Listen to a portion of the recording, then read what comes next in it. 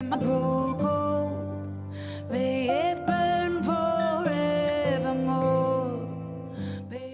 everyone, welcome to the Weekly Word. I'm Pastor Jonathan Hatt. Thank you so much for joining us here this evening. Today I just wanted to talk a little bit about seeking God first. So often we have a lot going on in our lives and we should be prioritizing our walk with God first.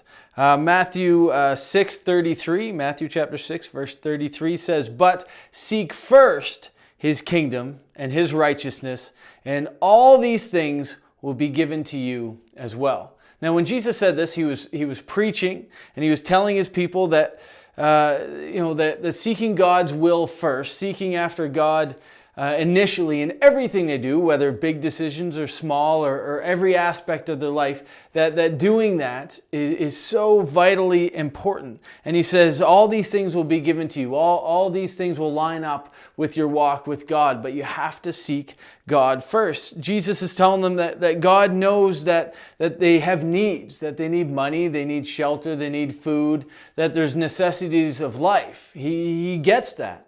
But he says, before all of that, before even taking care of yourself, seek God first. Seek His will first, because that is so important, even above your own needs. Now let's look at a passage in the Gospel of Luke for a minute and see an instance where Jesus had to do the same thing himself.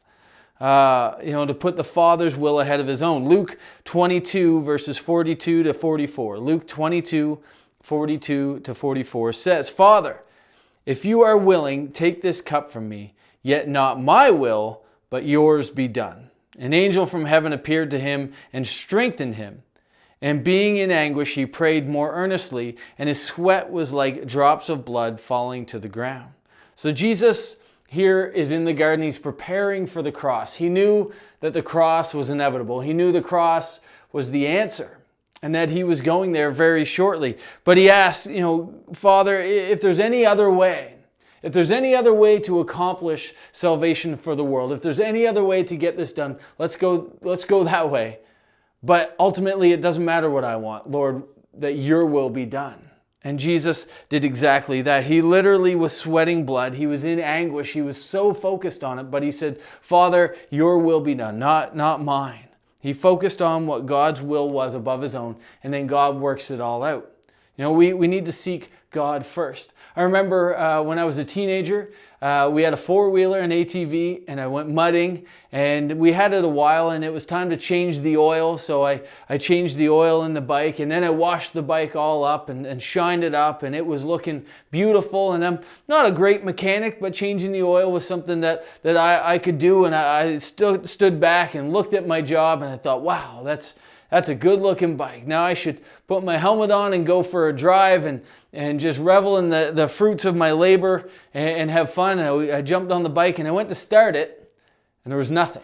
It was dead, completely dead. It wouldn't work at all, and I started to panic, and I was second-guessing myself. Did I do something wrong? Did I not put something back right? And I was pull starting it and trying to get it to go that way, and the electric start wasn't working. I was going over everything. I rechecked everything I did when I was changing the oil, and I started to panic because I thought I ruined something. Then eventually I went in and asked Dad, can you come take a look at this? The bike's not starting. I changed the oil. I don't know what I did. I probably messed something up. Dad said, sure. So he came out and he looked at the bike and he got a grin on his face quickly, and he flicked the little red switch, the kill switch, and he said, try it now. And it fired right up. It was right there in my face. But I should have went to him first. I should have went and asked him what I should do.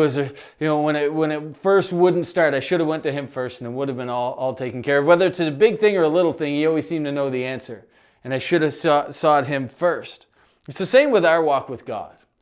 We always have things come up. We always have issues. We always have struggles. We always have mountains that we face in our lives. And so often we try to take care of it first. God isn't the first priority in our life. Oftentimes, He's not even the second. We do everything else we can first in our own power and our own strength to fix things, to fix situations in our lives or our family members or work or whatever it is. When God says, if you would just come to me first, I could help you so much easier, so much quicker. Doesn't mean the answer is easy. It doesn't mean the solution is always simple, But he says, I'll be there to help you get through it. I'll be there with the answers. I'll be there to give you strength and power to get through it. Just like he did with Jesus, he will do with you. So my challenge for you this week is to look inside. Challenge yourself. Lord, am I putting you first? Or am I just treating you like a wish list, and all my needs? I need healing for this. Here you go, Lord. And we seek him after we try to fix everything ourselves, or only go to him with situations we can't fix ourselves. My challenge for you this week is to see if you're seeking him first with everything. Every morning you open your eyes, Lord, speak to me today. Lord, show me what your will is for me today, and then do it.